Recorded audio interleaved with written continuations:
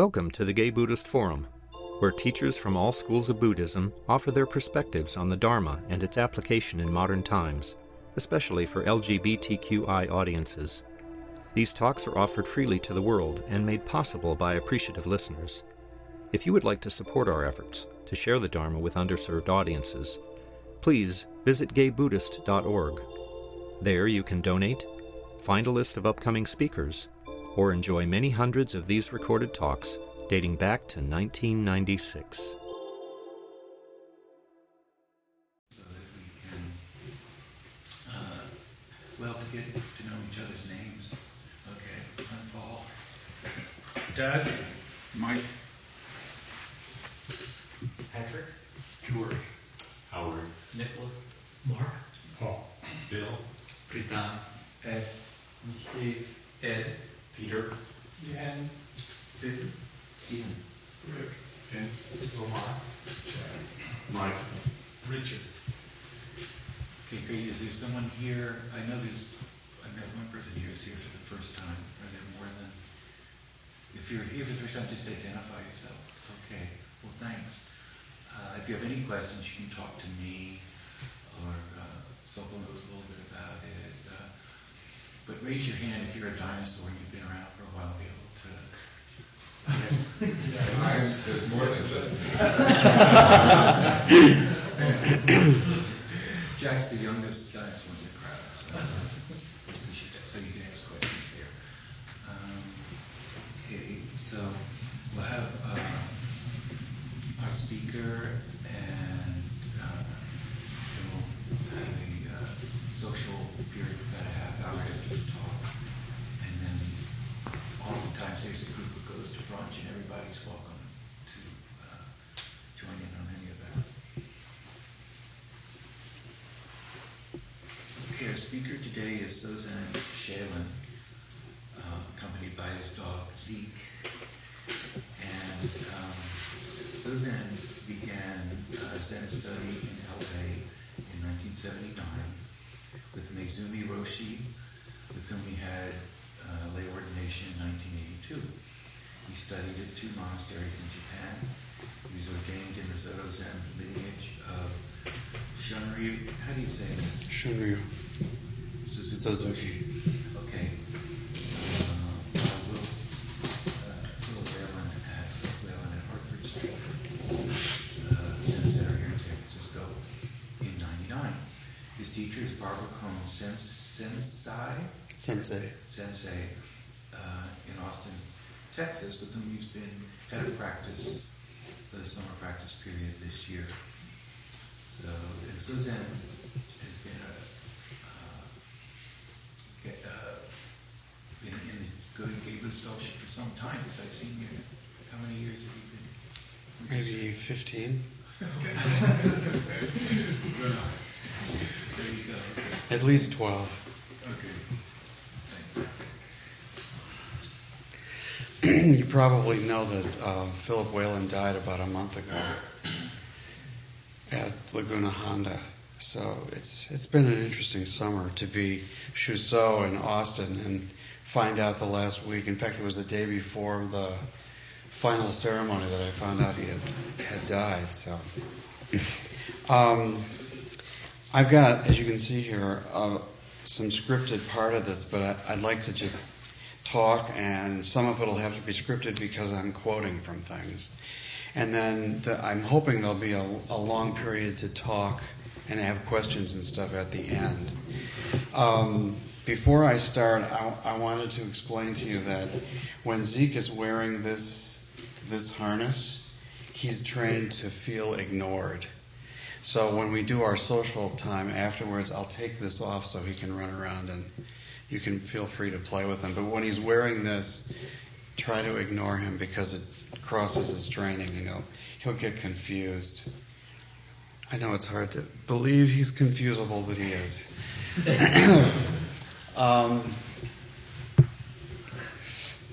A couple of nights ago, I was listening to interviews on TV, and there was one with, I think this was Larry King, but I'm not sure, with Lance Armstrong, who's probably today going to win the Tour de France for the 4th time.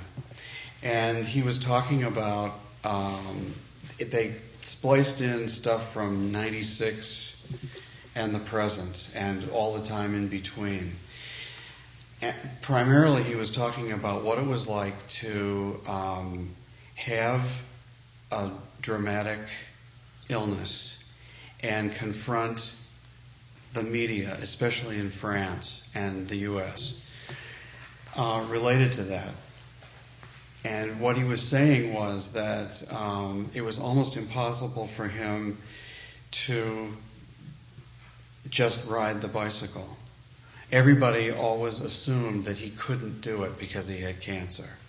And at the time this interview was going on, he was hairless. He'd had a bout of chemo and he had no hair. And he was talking about how nobody could accept the possibility that he was capable of doing anything. And I was sitting there watching this, kind of going, yeah, I understand that. And then it occurred to me that that's what it's like to have a major disability too. I mean, everybody assumes that if you have a disability like sight impairment, for example, you can't do anything. And if you do accomplish something, people kind of stand there and wonder how in the hell you did it. So, for example, a month ago I was in a room probably 3 times this big, and I had to do, without the dog, I had to walk in a huge rectangle, holding a spear in one hand and a fan in the other hand over my head, and in a costume, one of those Zen dresses. And I had to walk all the way down, all the way across, all the way back, do a bunch of bows, stand up, and then reverse myself. And the way I did it was to attach sandpaper to the floor, so when I got to the spots where I knew I was supposed to turn, I could tell.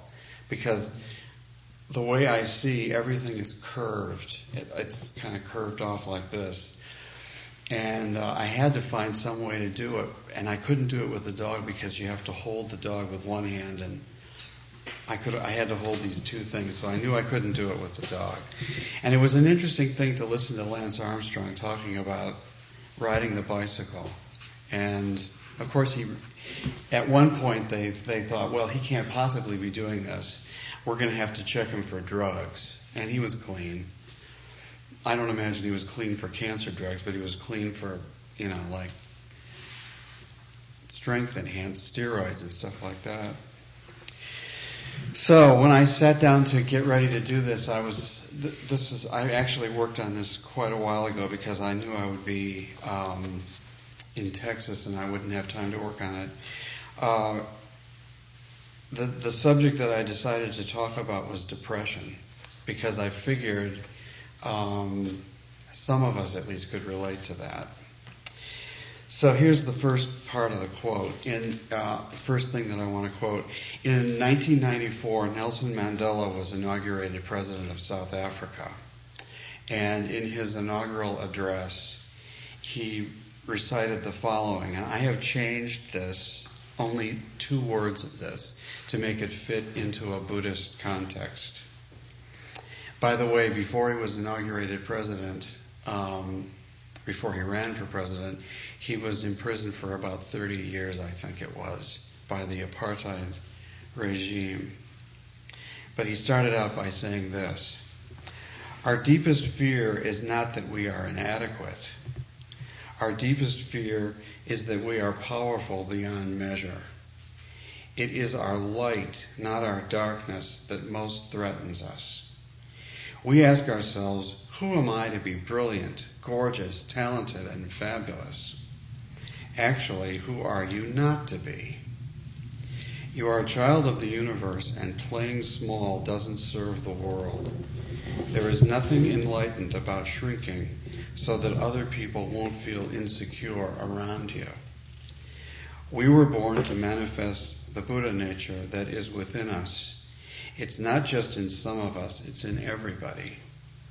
And as we let our own light shine, we unconsciously give other people permission to do the same.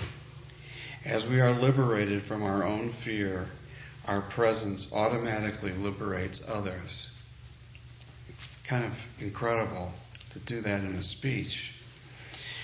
I've always been so inspired by him because of the contrast between what he went through in that 30 years of imprisonment and how optimistic he always remained. He never gave up on his ideals or on himself or actually on the world around him, that eventually the political equality of all people in South Africa would actually come about. He may have wondered, as did Martin Luther King in the United States, if he would get, with his followers, if he would get to the promised land. But I doubt if he ever questioned his conviction about the equality of people and the irrational nature of the apartheid regime. I don't know if this is true of other schools of Buddhism, but in Zen, which is the school that I'm in, we are always asking the question, who is the self who has confidence? We always return to the initial teaching of the Buddha that the self is empty of permanence. That part I know is universal. But asking that question, who is the one with self-confidence? That's very Zen. But I like to say that one cannot realize the impermanence of the self until one has a clear sense of that self. Something like one cannot find the hole in the lifesaver unless one has a clear sense of the lifesaver itself.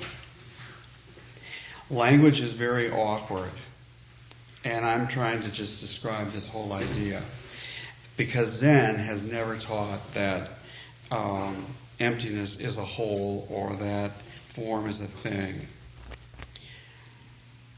I'm just trying to get across the idea about ego, the sense of ego. Ram Dass is quoted as saying that Western psychology does not, in the ultimate sense, transcend the nature of ego structure. It really seems to be focused on developing a functional ego with which you can cope effectively and adequately with the existing culture. Spiritual growth, on the other hand, is the identification of the ego structure, and on that issue there is quite a gap between what is known as the psychological growth movement and the spiritual movement. The psychological world is primarily interested in worldly adjustment, and what he means by that is, how happy are you in this culture that we live in? Psychology wants to have you adjust to that. Psychology treats unhappiness as a negative and happiness as a positive state, while the Buddha started out with the proposition that everything is suffering.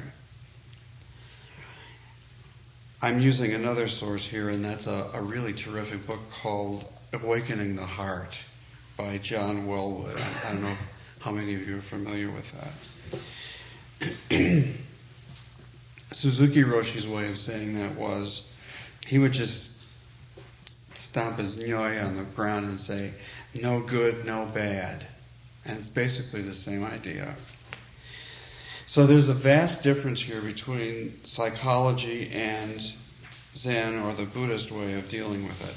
So what I'd like you to do is imagine a bunch of people on Rodeo Drive shopping in Beverly Hills. And then at the same time, try to imagine some of the people in the Civic Center. I'm pointing the wrong way. Civic Center. The Buddha said that all of this was suffering. And I'm from not a terribly affluent family, and I always had trouble understanding how people in Beverly Hills could suffer at all. I mean, to me, that was just an incomprehensible idea.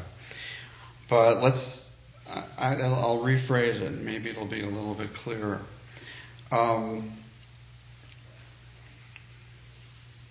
When suffering, in the Buddha's definition, suffering is when you are living life A, but you wish it were life B, and you can't figure out how to get there. So it doesn't matter how much money you have, or how many goods you've acquired, or whether you're driving a Porsche or whatever. If you don't have what's over there and you think you want what's over there, you're going to feel frustrated. and you're going to suffer. Now, one of the results from this discrepancy between the life we're living and the life we think we want, one of the things that can result from that is depression. Of course, it can also result from a lot of other things, but let's just use that as one example. If you cannot project that you will ever have what you wanted, depression may be unavoidable. And there is a theory now in the psychotherapeutic world that depression is really just an imbalance in the chemicals of the brain, and if you change those chemicals, you're going to be okay. I'm sure I'm not the only person in this room that tried that approach with depression. But there's an implication there that we don't have any choices around it, and that it's just kind of fate or something like that, the chemical part of it. Now, I've been amazed by somebody like Nelson Mandela because it never appears that he gets depressed. I mean, throughout that entire, as he recalls his time in prison, he never talks about being down about it or anything. He never lost sight of the goals. And that's sort of a trick, I think, that tremendously optimistic people have. That they're able always to be focused on how things are going to turn out. There is another theory that if you're thinking about the well-being of other people, that you're less prone or you're less likely to become depressed if you don't get where you think you ought to be. I don't know whether I agree with that. But I do think the following, and that is that there is a general assumption that unhappiness is a bad state and happiness is a good state, and we should try to be happy. It's even in the Constitution, I think. Isn't it? Where is that statement, the pursuit of happiness? Is that in the Declaration of Independence, where we guarantee our right to be, greedily trying to find happiness all the time? So when I was dealing with my own depression, I used to resist being unhappy. I identified with that notion that unhappy state was something I was supposed to resist. I made lists of reasons why I was depressed to justify and rationalize the experience, as well as to support treating it as something to rid myself of. I made it an enemy. I made depression into sort of like an internal Osama bin Laden hiding in some sort of cave someplace. I don't know if he was on kidney dialysis, but that's a whole other story. Okay. There is a case in the Blue Cliff Record, and I'll explain what that is for people that are not involved in the Japanese tradition, Zen tradition. The Blue Cliff Record is a collection of koans. And they're used as examples of teaching the Dharma. This is one of the techniques that the Zen school uses. So the 94th case in the Blue Cliff Record of koans goes like this. This is sort of strange sounding at first, but here it is. The Surangama scripture or sutra quotes the Buddha as saying, "When I do not see, why do you not see my not seeing? If you see my not seeing, naturally, that is not the characteristic of not seeing. If you don't see my not seeing, it is naturally not a thing. How could it not be you?" Now you got to read that about 40 times. But rather than taking time to read it 40 times, here's the commentary on it. The Buddha says, if I say I don't see, this is my own knowledge. When you say you don't see, this is your own knowledge. Where another doesn't see, how can you know? It's just hearsay. The ancients said that when you get here, you can only know for yourself. You can't explain it to others. If you say you acknowledge sight as an existent thing, you are not yet able to wipe away the traces. When I don't see is like the antelope with his horns hung up, all echo of sound, traces of tracks, all breath is utterly gone. Where you will turn to search for him, you don't know.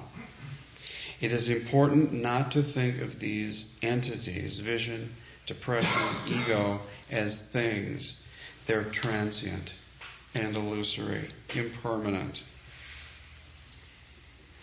From the Great Treasure Heap Sutra, Philip Martin, in a book about the Zen path through depression, quotes this saying of the Buddha: all things are ultimately liberated. There is nowhere that they abide. Does that mean that depression is ultimately liberated, free, that there is nowhere where it abides? I'm beginning to think that it does. However, it feels like imprisonment when you're in it. I don't know how many people have been depressed.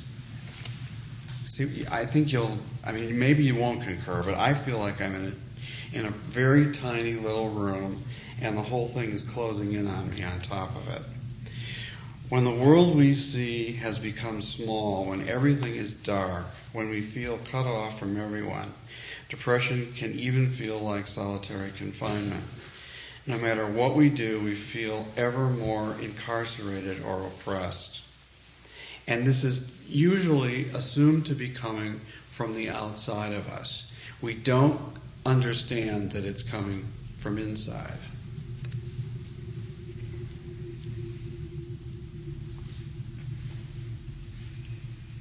It is something we decide to create rather than something imposed upon us, according to Martin.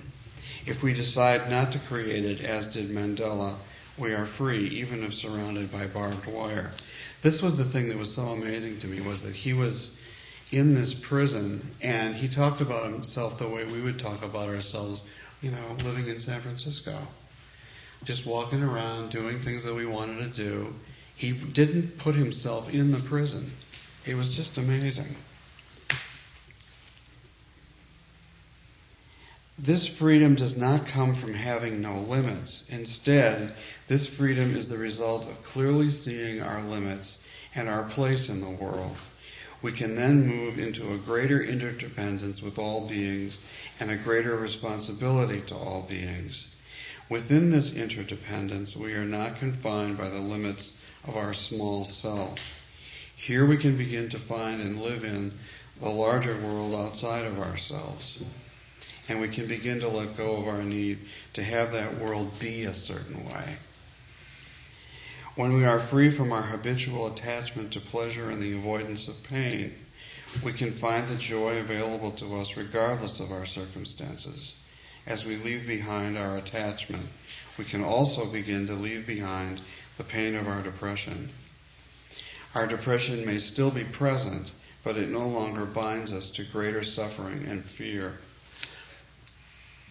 This part of it is what I find to be the most wonderful contribution of the Buddhist tradition. Because in effect what you do is reframe it. And it doesn't disappear. But it works a little bit. Well, it doesn't work a little bit. It works exactly like the Heart Sutra. For those of you that are not familiar with the Northern School, the Mahayana school, the Heart Sutra has a statement in it in which there's a section of it in which the sutra actually goes, there is no suffering and there is no end to suffering. No sickness, old age, and death, and no end to sickness, old age, and death. So in other words, it's a balance of these two elements that are occurring simultaneously. It's a doctrine of and. Does that make any sense? We'll go on with it a little bit more.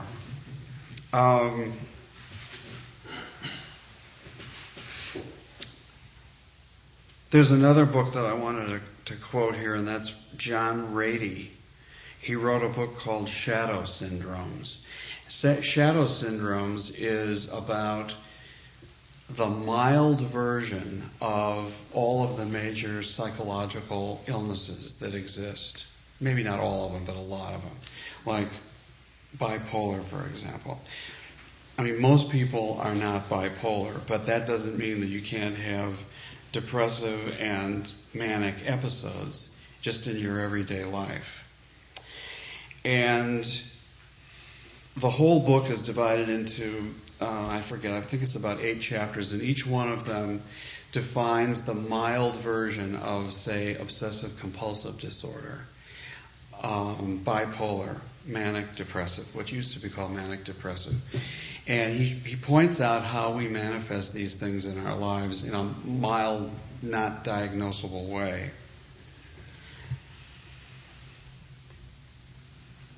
One of these, as I said, is the bipolar personality disorder. In a chapter called The Pathology of Elation, he writes about how we fear our mania at least as much as we fear our depression.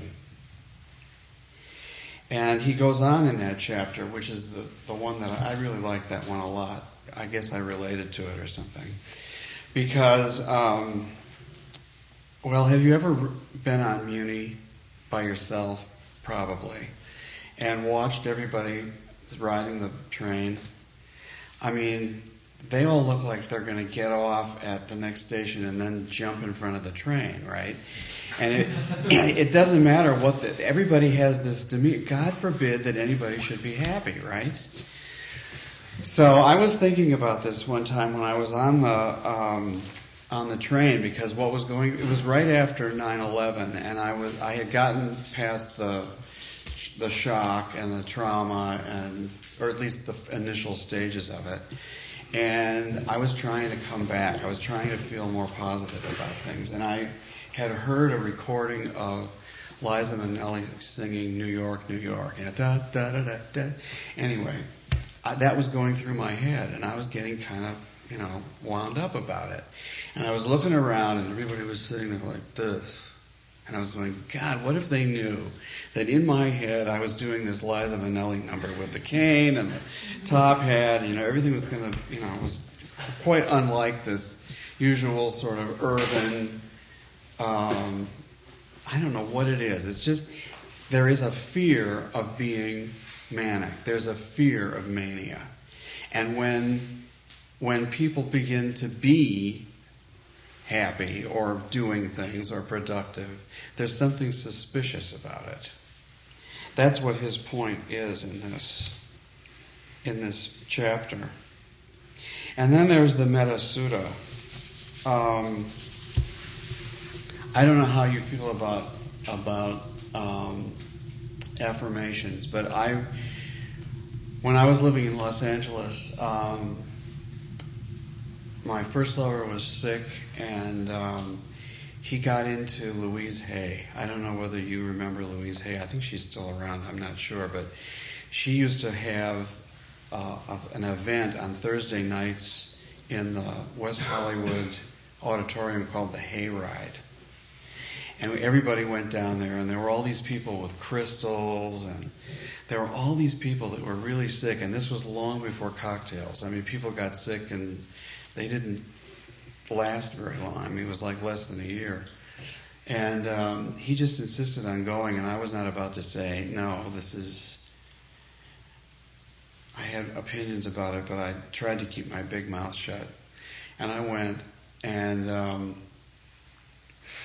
one of the things that she was really big on, without getting into all the rest of it, there was one aspect of it that she was really big on, and that was affirmations. And at the time, I thought this was, I fell into this category that Rady was writing about. If there was anything positive, I was suspect. I mean, everybody I knew was sick, and we were, as you remember, I'm sure, we were all going to memorial services every 10 minutes practically in those days. It was awful. And I thought these affirmations were ridiculous. I didn't know anything about the Metta Sutta at that time. But since then, I have come across the Metta Sutta rather a lot. It's pretty popular in the whole range of Buddhist groups in the United States and actually everywhere else. And in effect, that is an affirmation. The whole thing is an affirmation. And what the aim of it is, I think, is that you begin to see the world if you characterize the world in absolute and relative terms, this dichotomy, this dualistic dichotomy that we're always dealing with, if you use the Metta Sutta to perceive the world, you're perceiving it in its absolute and perfected state, as opposed to its relative state. So, for example, when you hear words like this, and you picture them this way, this is the description of the Pure Land, the world with Buddha nature obviously out there. Even as a mother at the risk of her life watches over and protects her only child, so with boundless mind should one cherish all living things, suffusing love over the entire world, above, below, and all around, without limit. So let one cultivate an infinite goodwill toward the whole world.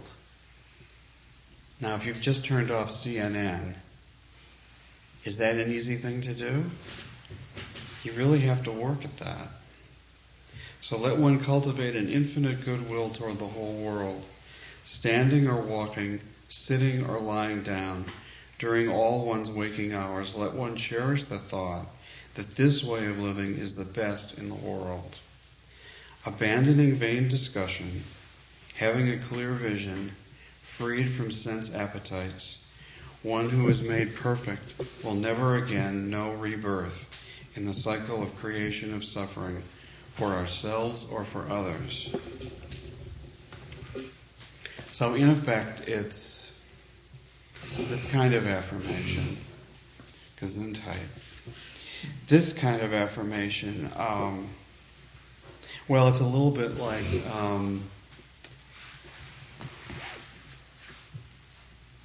we've all met each other at least once or twice or more often, or most of us have. And when you think about the people in this room, how do you think about them?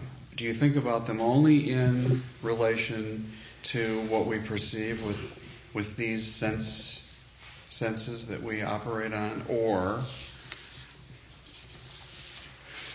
are we all inside this?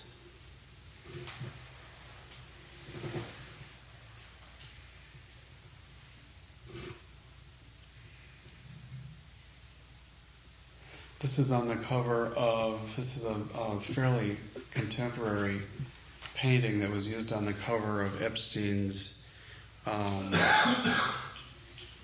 what is the exact title of that book? Going to pieces. Yeah, Without Falling Apart, yeah. Actually, I scanned this off of that and blew it up to make this. Now, do you see yourself in there? Is that you? It's hard to see. It's hard to see from here. Well, then what we should do is pass it around. I like the one in the middle in particular because you'll see why when it comes to you.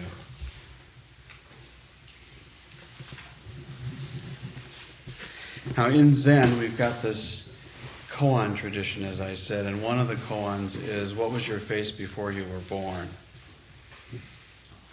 And one of the ways that you can think about that is, you look like the Buddha, right?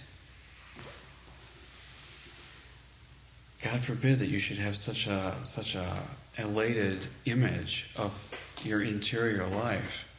But actually, that's what the Metta Sutta is saying too.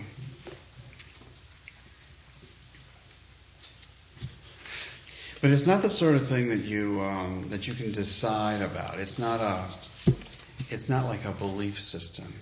It's something that you end up. This practice, this whole Buddhist thing, is whether you're a chanter or whether you're a meditator or however you do this. The point is that if you do one of these practices in the Buddhist tradition, that gradually this awareness of the universe being like that instead of like CNN News or whatever else you want to describe it as, that this simply becomes an awareness in you. It just happens. It's not something that you pick. It's not something that you... I used to think that you actually decided these things. But the longer I'm involved in this, the more I realize that isn't the case. It's not a decision. It's just something that evolves. I just want to harmonize with you here for a Sure. minute. You read the description of the Heart Sutra about these polar opposites, and you said, does this make sense? And of course it doesn't make sense.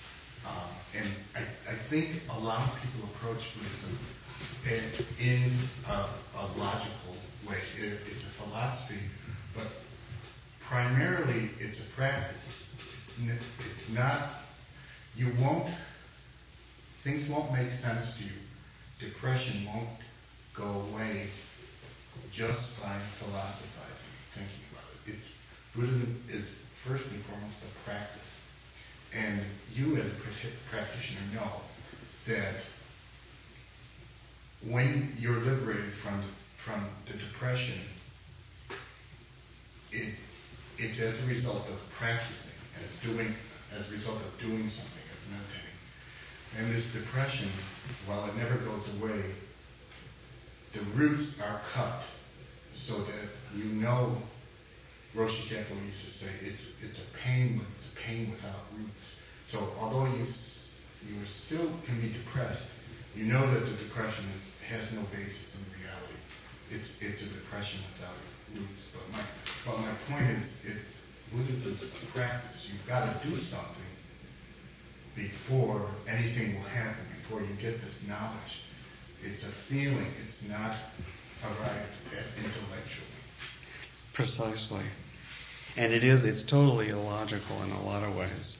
Completely illogical. All you have to do is sit down, or the equivalent. Stop moving around. Close your mouth, which is not talk. And if you're in the Zen tradition, sit there. Learn how to stop the thinking in your head, because it's not something that you grasp in your head. The way to cut off these roots that all of these people are talking about is simply to do what I just described. And then what you begin to notice after a while is your thoughts come up like, I'm depressed.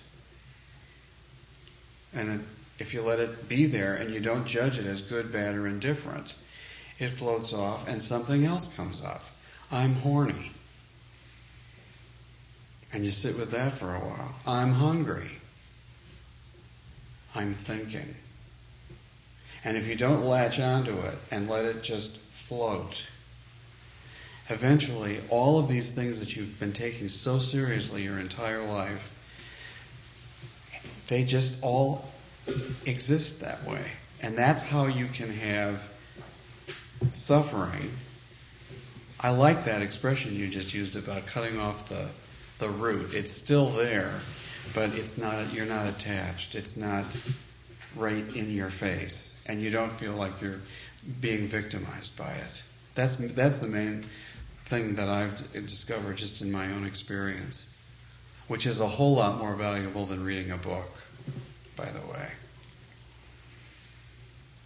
And the other thing too that I want to, before we go into questions entirely, is if you can let go of the idea that depression is bad and feeling good is, even the language bias is a bias right away. You feel good on a day when you're not depressed. Well, it's if you can let go of that, the good and the bad part of it, and just let it be there your entire life, just let it be there. It's not good or bad, it's just there. If you can let that happen, then you can have a period of depression and it doesn't wipe you off the map. And that's what the Heart Sutra is getting at when it says that, about the fact that these can exist simultaneously. Why don't we go into more questions? And that'll be the end of my formal stuff. We only have a couple of minutes left, so Sozan said he would be available after the official closing of the meeting to entertain questions and comments outside also.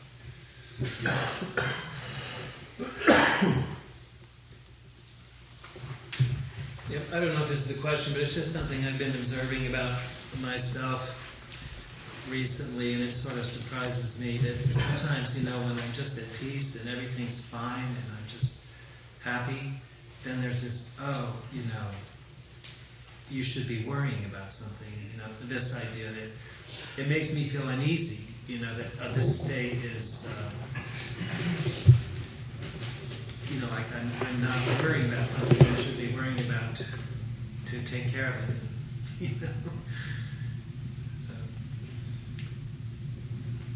So. That sounds about right to me. I mean, it's sort of like this thing that we all have living in. I'm very aware of what it's like living here as opposed to in Texas, because I just came back and I'm going back next week. So, but when I'm in California, I always think, gee, we haven't felt anything. The earth hasn't moved lately. I wonder if we're going to have one now. Or if a truck goes by, if you feel the buildings start to vibrate, you think it's an earthquake right away. It's sort of like that. That if you're feeling okay, that means that something's going to happen in the next couple of days.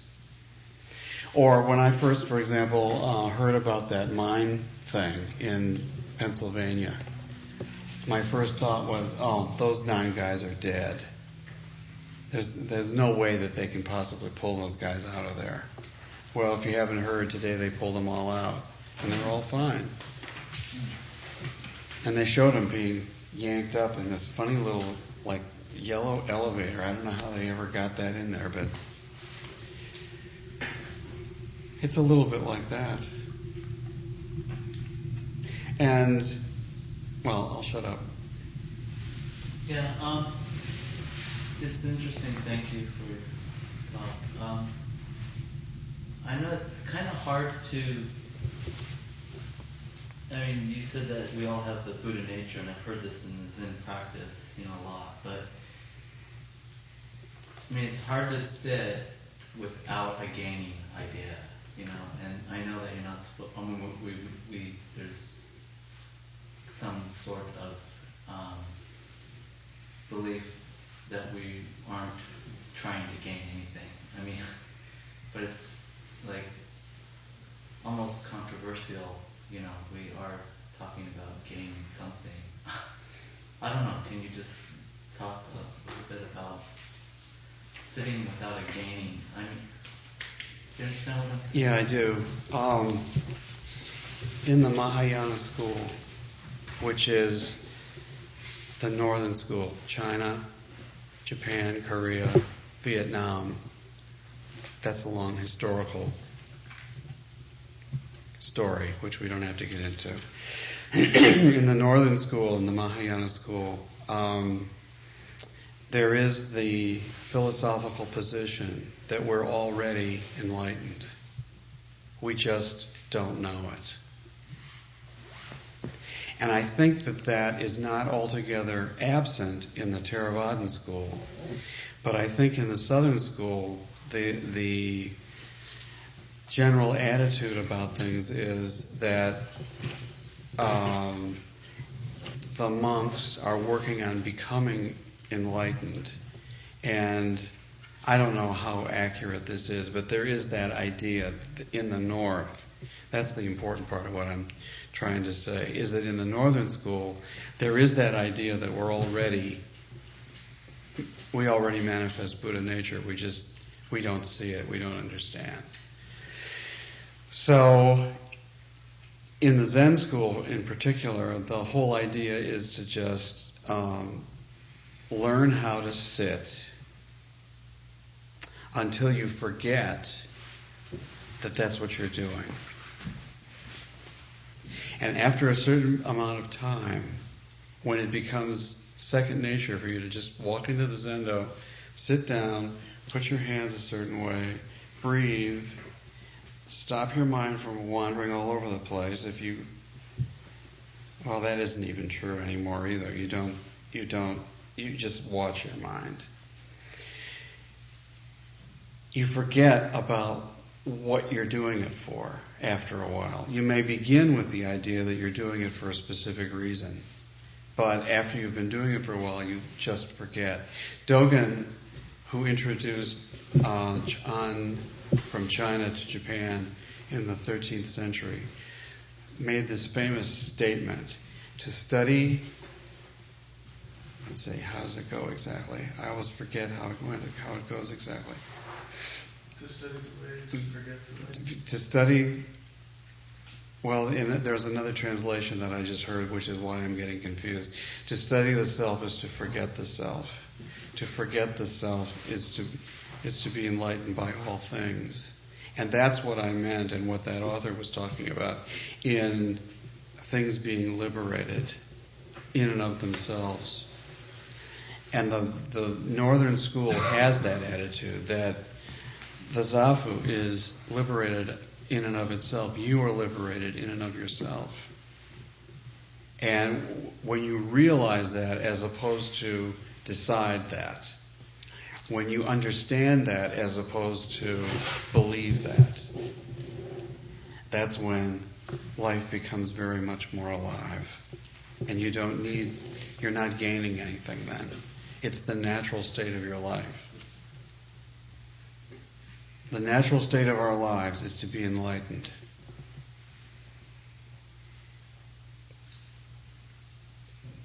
Do you follow that? Mm-hmm. Thank you, Susan. Let's formally close. Before we do that, we have announcements. So, thank you, Susan. Any announcements?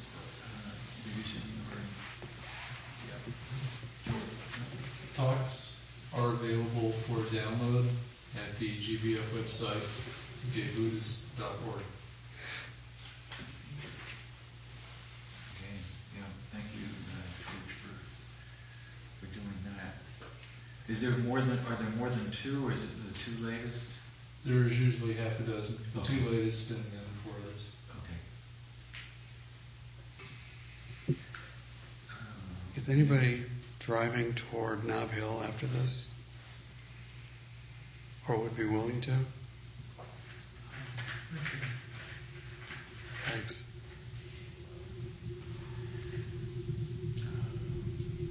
Let's see.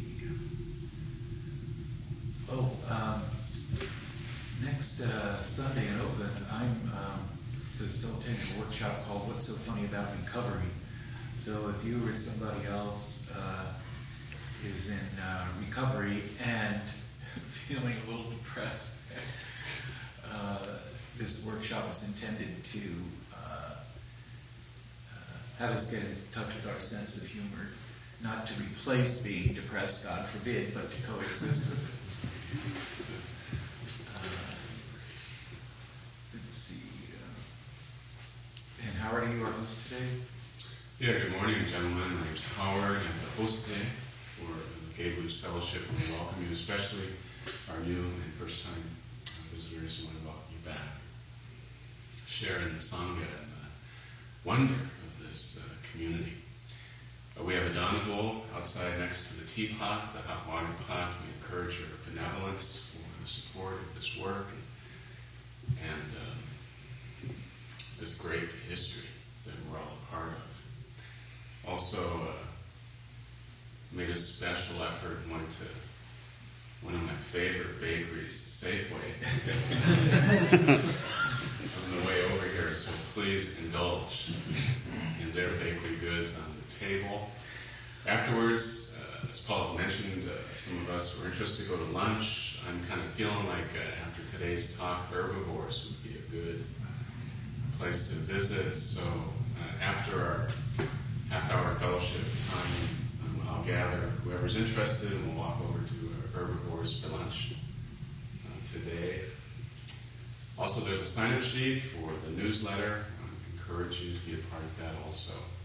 If you have any questions about the Sangha, feel free to approach me and ask me, and I'll assist as I'm able.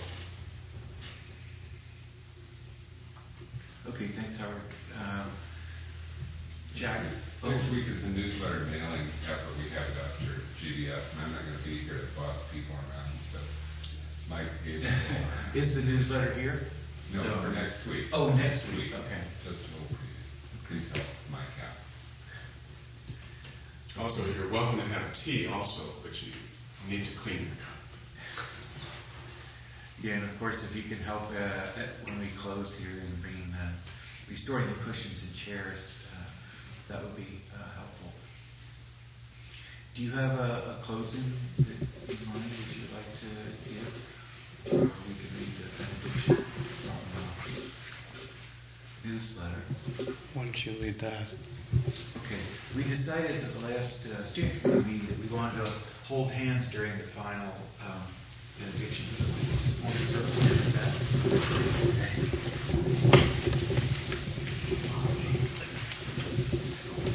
It's a circle, not a semicircle.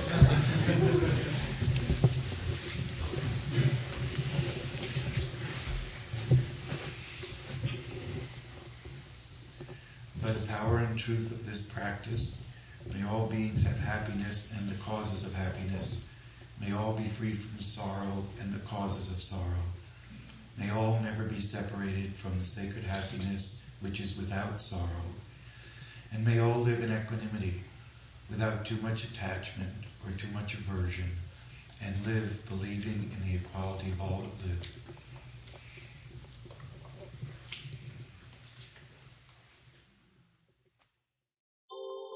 Thank you for listening to the Gay Buddhist Forum.